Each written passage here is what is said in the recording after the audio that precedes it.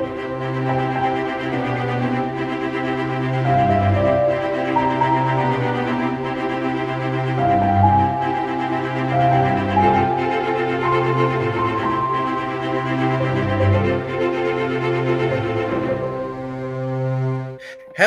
and welcome back, Superboy Beyond fans. Your ever-present hosts are here, Tom and Chris. So we're doing one of our commentaries today. We are doing a season 1 episode. Yeah, I know what you're thinking before you even get started. A season 1, oh God. No, this is actually one of the better season 1 episodes, even though it's within the first 12. Yeah, it's one of those ones that I don't have particularly strong feelings either way on it, but in terms of season 1, that's actually a good thing because often in season 1, either it's a really good episode or it's a really bad episode. So the fact that this is probably somewhere in the middle, but on the better side of things, yeah, it's definitely a good thing. I haven't seen this episode in years. I'm really excited to watch this one, actually. Yeah. I don't remember much about it, but I remember liking it fine. Anyway, should we just get straight into it? Yep. So for those of you who are new to this, again, we're not going to be showing any bits of the episode in it. You're just going to see a very heavily filtered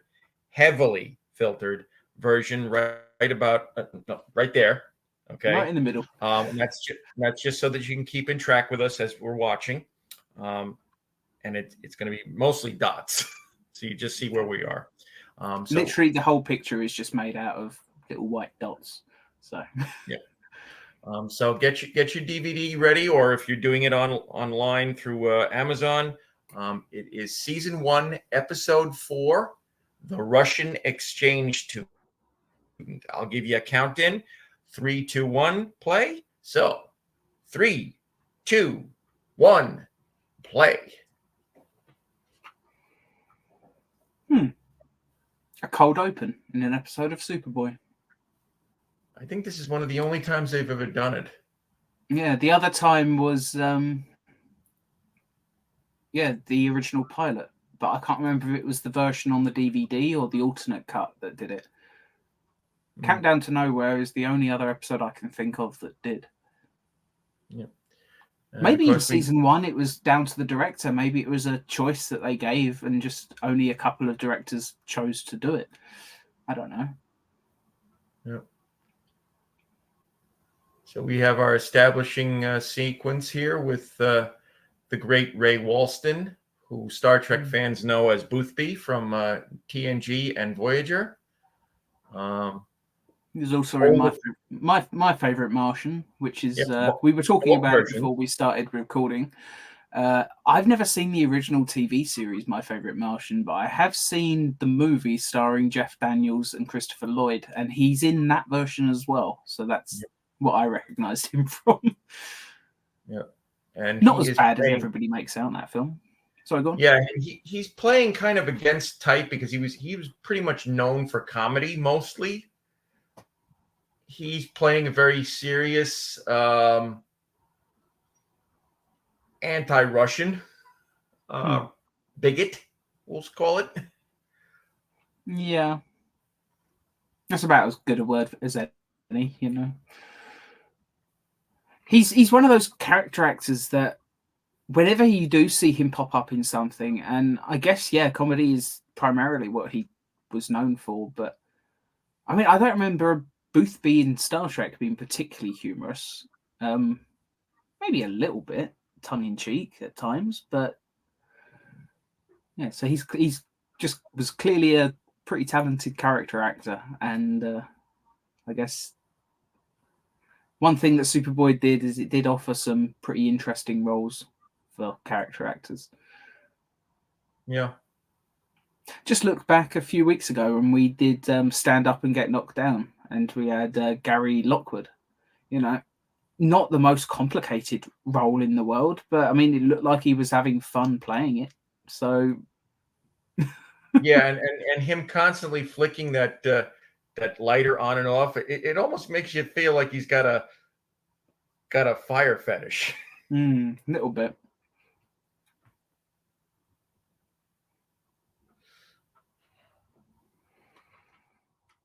And of course, because this is an early season 1 episode, this is big hair Stacy. It is funny with the first season of Superboy and season 2 as well, but I mean, the hair and the clothes are the biggest thing that dates it. Plus the Michael Jackson poster on the wall there. You know, I don't think college students today have posters of Michael Jackson. At least I don't not. Yeah. Still, I don't judge. Maybe they just really love the music. I will say this: the actress who's playing the Russian exchange student here, her accent is a little off. It's a little off. Yeah. I mean, the one who's playing the cultural attaché. I swear I recognize her from something, but I can't place it. Yeah.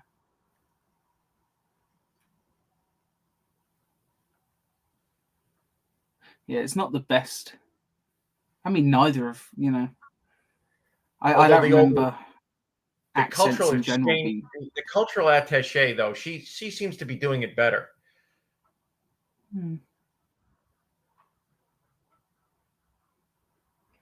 I'm sure I recognize that actress from something, but I can't for the life of me place it.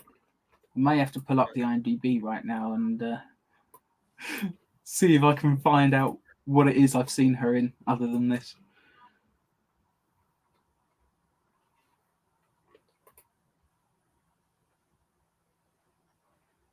And the thing about her, out of every character who came along who was on TJ's arm, you really do see that he actually does like her. I was just gonna say, like, they have definite chemistry. I mean, I would even say that, I mean, their chemistry between TJ and I forget the character's name, but I mean, their chemistry, I would say, is even similar to the chemistry in A Kind of Princess between Clark and what's her name? Sarah. That's it. Sarah Dana.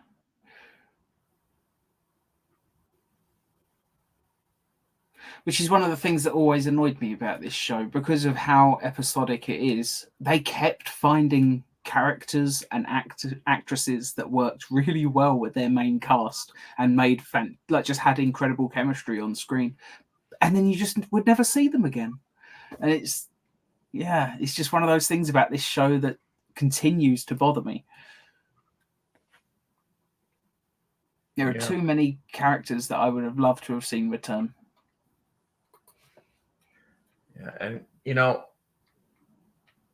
the guy who's playing the assistant here, Jeff, he seems to be a little smarmy, too good to be true. I'm sure I'd recognize him from something as well, but it probably is just this episode. And I don't know the actress from anything else. I have tried Googling, and there's nothing I really know her from particularly, unfortunately. Right. Although she's still working. Her last film was last year, although I think she's a location manager now. Okay.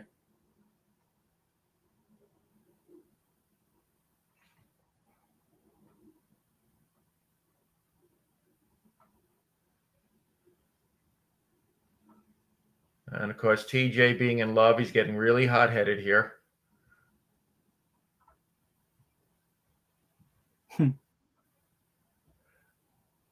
Okay, here's the problem with this scene when he gets out of the van. He doesn't shut the engine off. You don't see him, turn the key. No. Maybe he expected Stacy to shift over in her seat and do it or something. I don't know. Well, we all know that the whole he just stop in the middle. He did just stop in the middle of the street, though. Yeah.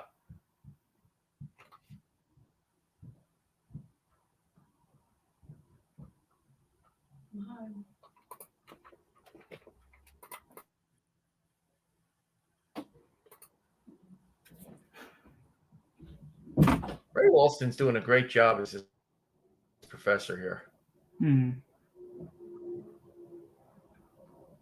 Yeah, I like that he's playing it like, he's got a lot on his mind. Maybe he's a little bit impatient. I'm sure he'd much rather be getting on with his experiment rather than talking to the Schuster Herald. And he's playing it well. He's not being rude, but he's being a little impatient with them. Yeah, abrupt. Yeah.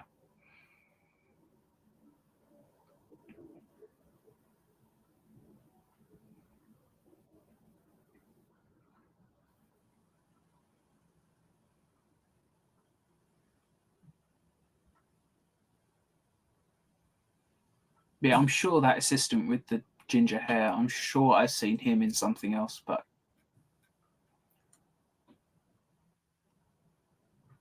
can't for the life of me place it.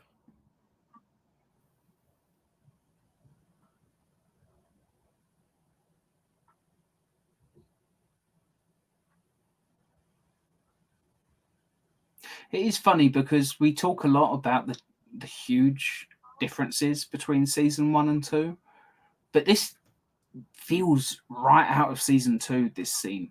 Like, it feels very similar to the scene in the opening for season 2 with the Superboy gun and all of that.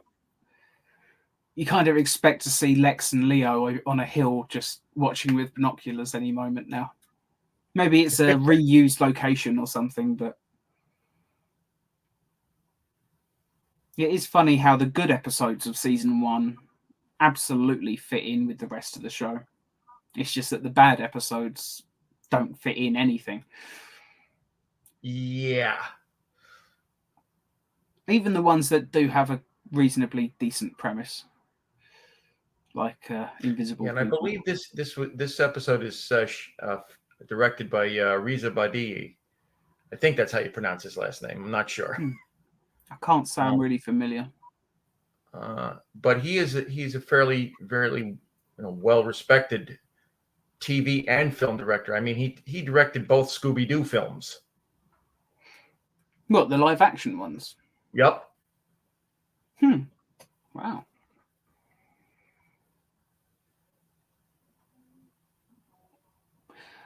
I can't say I was a huge fan of the second one, but I liked the first.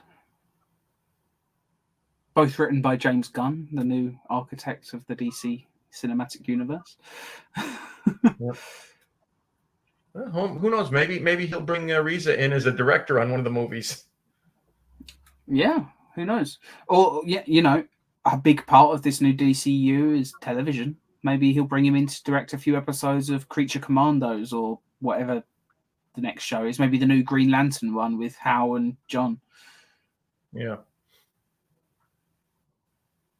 TV does seem to be a big part of their future plans.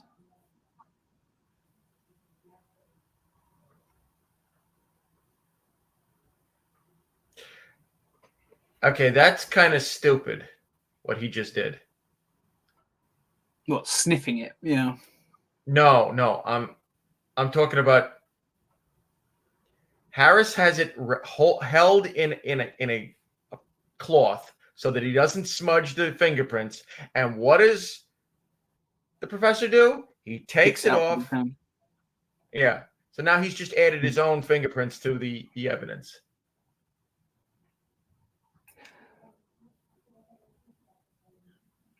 It's been quite a few years since I've seen this episode, but I think I remember vaguely what the twist ending is. But I mean, it's all little clues here and there that maybe not everything is as it seems. Maybe TJ is right. And maybe the fingerprints was part of it, but I mean, I don't remember what the ending of this episode is. Was the professor in on it because his formula doesn't work or something? No? Nope, so he's just an idiot then. He's just stupid then. They could have at least put him in like rubber gloves or something, couldn't they?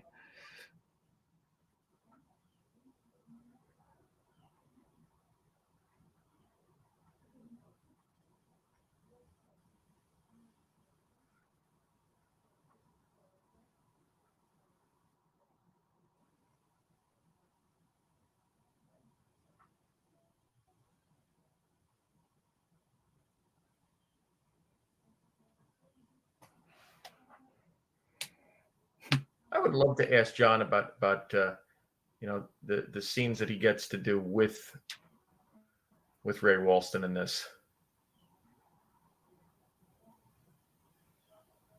Yeah, it's definitely the smarmy lab assistant there.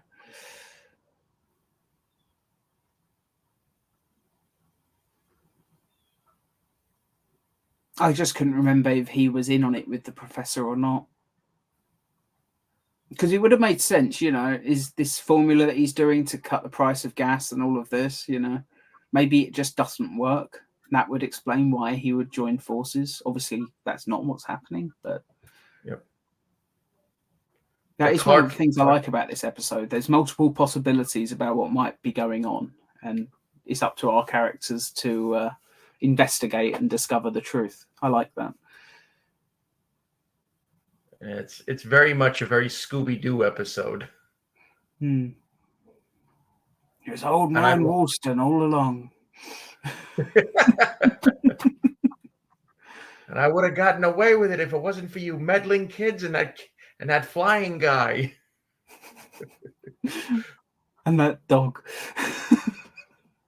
Oh, the flying dog. Scooby-Doo and Crypto 2. Warner Brothers, please release that movie. Well, they did. Oh, they did. It's finally out, is it? Yeah. Good. Came out about 2 weeks ago. Oh, good. I'm glad that wasn't another tax write-off because I rather enjoyed it.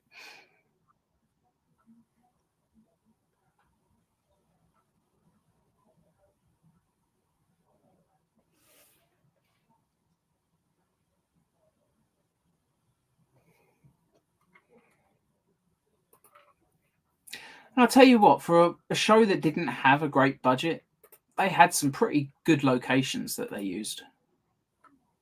It's a pretty cool looking building. Wonder if it's still there. Atwater Oil Company. I mean, we could Google it.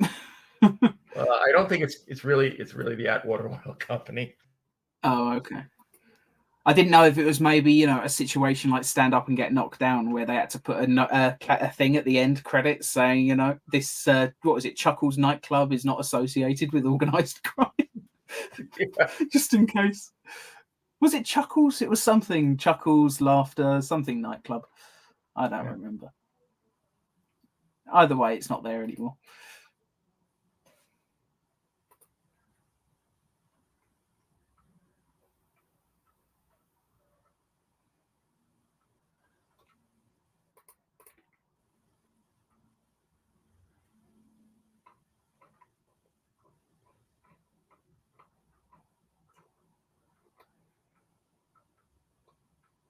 And this is really stupid.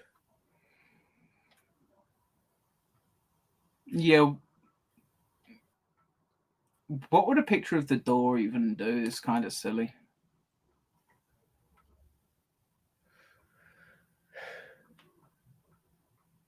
So, it's a door. Who cares? It proves absolutely nothing. It's not even a picture of Jeff by the door. It's just a door. What does that prove? Exactly. Other than the existence of a door. Unless, of course, he did get the shot when the woman came out and you could see Jeff behind her. True.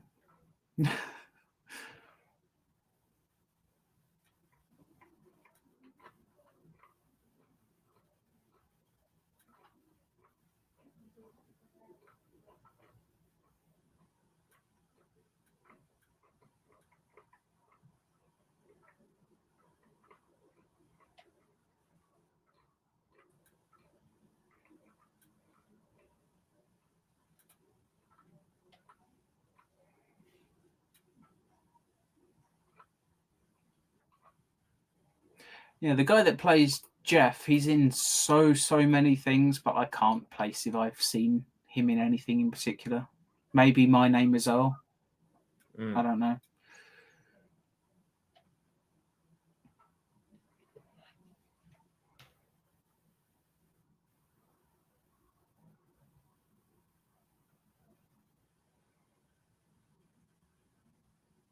I do like the plan, though, that Jeff has here. Yeah, it's not a terrible plan. Set the It's not professor. executed particularly well, but it's not a terrible plan. Yeah, set the professor against Natasha. Use his own prejudices against him. Frame him for it, and then bump them both off. Yeah.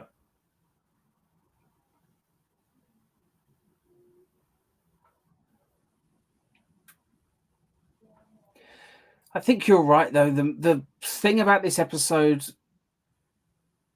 the most inexcusable thing about this episode is just it doesn't give quite enough for Ray Walston to do. But I know what we he say it a does lot. do, he's great at. He is great in every scene, but I don't know. This is another one of those episodes where I wish it was a 42-minute runtime, or at the very least a two-parter. Yeah. But then I'm not sure if this episode at the full 42 minutes, I'm not sure there's enough story there for a show like this to really do. Yeah, although if it was at 42 minutes, it could have fleshed out the relationship between Natasha and TJ a little bit. Yeah. Maybe fleshed out a little bit more of the professor's doing his work, and maybe it needs maybe an extra 10 minutes. 42 minutes, it might feel a little bit bloated, but I mean they could easily just introduce another wrinkle to the subplot, or just an extra part of the plan in the frame up or whatever. Would have been easy enough to keep it interesting.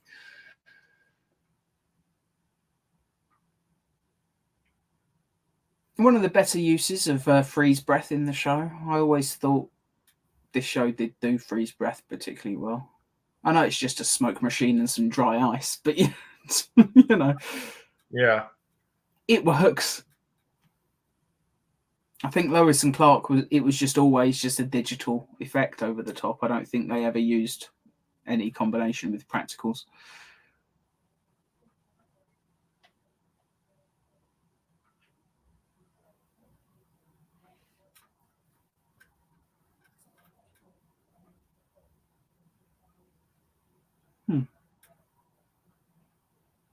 I do feel for TJ in this scene. And I think, Jim Calvert's doing a great job of showing the heartbreak. Yeah. And it is very similar to the, A Kind of Princess, even right down to the ending. It's almost like they had the same basic structure, even. It's just in this one, instead of the girl getting tied up on a boat, it's the professor tied up in his lab. Yeah. It's basically the same story. It's just some of the characters are swapped out. Which is maybe why, I didn't have particularly strong feelings on this episode. Maybe because A Kind of Princess is just the better of the two. But not a bad episode at all. Thoroughly enjoyable. Not bad at all. Not a bad episode at all. And let's see, getting to our end credits. Heather Haas and okay, so Heather Haas is Natasha, and yeah, I've gone through her IMDb. She's still working today, but now she's a production manager rather than an actor. But and yeah, the guy that played Jeff, he is in tons of stuff, just tons and tons. If I'm not mistaken, he was one of the creepy family in the movie The Burbs with Tom Hanks. If I'm not mistaken. Let me see. That was in the 80s, wasn't it? Yeah. You are correct. Yeah, he's in The Burbs. That was 1989. I know what it is I recognise him from. As soon as I saw this title, I know exactly the scene as well. I'm going to say the line, see if you know. Scram, okay. McFly, I'm cutting in. Oh, Back to the Future. Yeah. He's the ginger guy on the dance floor that George McFly pushes over. Yep. That's where I know him from. As soon as I saw Back to the Future, I knew even his line of dialogue. So that's where he's from. Damn, I love Back to the he's Future. been working a long time, I guess. Yeah, I mean, his IMDb, just to put it in perspective, he's in 10 upcoming projects, and he's been in 129. So this guy is prolific. I don't recognize any of the projects that he's got in production, but he's still working, which I think is awesome. He's done episodes of Criminal Minds, and he was in an episode of a show called Perception, which I know my mum watched. He did a voice in GTA Online as a character called Lab Rat. I haven't played enough GTA Online of late to know who that character is, but I mean, it's a big game. It's maybe one of the biggest money makers in terms of video games on the planet, even now. Yeah, going through all this, he was in an episode of CSI, My Name is Earl, Monk, NCIS. Yeah, he's definitely, he's probably one of the more successful character actors in this episode, which is pretty cool. Not one that I would have expected. He was in an episode of Seinfeld as well, and Tales from the Crypt. The guy's done a lot of stuff, a lot of good stuff as well. Wow. Yeah. So, what would you give this episode out of 10 on the season 1 scale? I would probably give it a 7. Yeah. I was going to say 6.5, but I can. Yeah, I'll go for 7. Why not? I mean, the story is well written. It's well directed.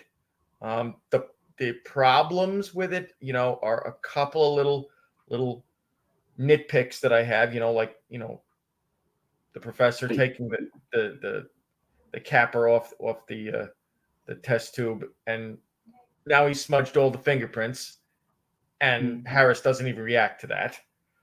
Yeah, and the thing that's annoying, and I know I did say this when we were talking about it, but he was in a lab. Couldn't you have just put like rubber gloves on him or something? Like, it would have made sense just for the environment that he's in. He's probably working with a bunch of chemicals. He would need something. He would need gloves of some kind, or even using a pair of tongs to take it off. That wouldn't smudge the fingerprints that's on it. Any number of ways they could have done it. Yeah, it's weird. I mean, my problem with that moment was when he just picks up the beaker of ether, sticks his nose on the end, and has a good sniff. That's probably not the best idea. Yeah, and that was my problem with it. Yeah, ether is known that if you sniff it, you pass out. Yeah, and this man's a scientist. I'm sorry. That was my issue with it. And then when you said about the fingerprints, I was like, oh, so it's doubly stupid.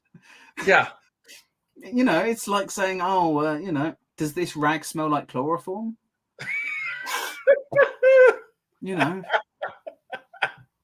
It's stupid. But oh well, that's why it's not a 7.5. It's why it's only a 7. Most of our problems with this episode are just purely nitpicks, as you say. But it's still a really fun episode. I know we say that early Superboy is the worst Superboy, but actually, no. There are some good episodes here and there. It's usually only when Lex Luthor shows up that it gets bad. Except for that final one. Yeah, but even that, I mean, his acting is the best it's ever been, but it's still not great, Yeah.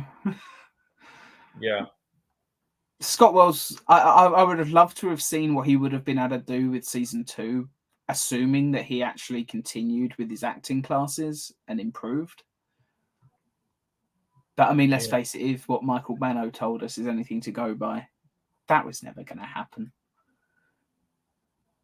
So there you go. Yeah. Either way, 7 out of 10. I think that's a reasonable score.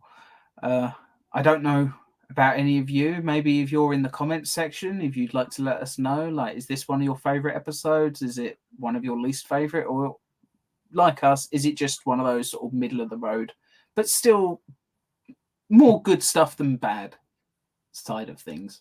Let us know if you agree with our ranking for this episode. Maybe you would have given it slightly higher, maybe you would have given it slightly lower, but always bear in mind it is on the season 1 scale. We're not comparing it to season 3. Otherwise, every episode in season 2 probably wouldn't get more than a 4. Right. Just to be fair, just to be fair about it all. But anyway, I can't think of anything else I want to say on this episode. Can you? No, I think we've said pretty much all we can say. Cool. Thank you all so much for watching. We'll see you all on the next one. Goodbye.